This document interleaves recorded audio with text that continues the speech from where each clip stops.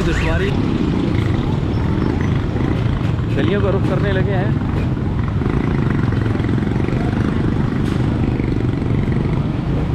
लीजिए ट्रैफिक के साथ साथ आ जाए, ये कूद गए रक्षा से।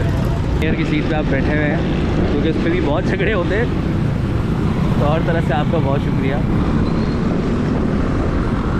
और लीजिए लगे हाथ, बड़ी गाड़ी का गुजरना यहाँ से मना कर दिया गया है क्योंकि जाहिर सी बात है ट्रैफिक इतना है और ये ठेले इतने खड़े हुए हैं तो कौन जाएगा यहाँ से। तो नहीं, हम खुद ही मना कर दें।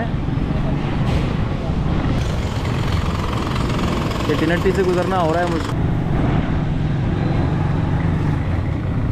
और जैसे ही आप लियाकताबाद के लिए आ रहे हों तो सिर्फ आप ब्रिज इस्तेमाल कर सकते हैं इस वक्त। और ब्रिज अगर आपसे इतवार का दिन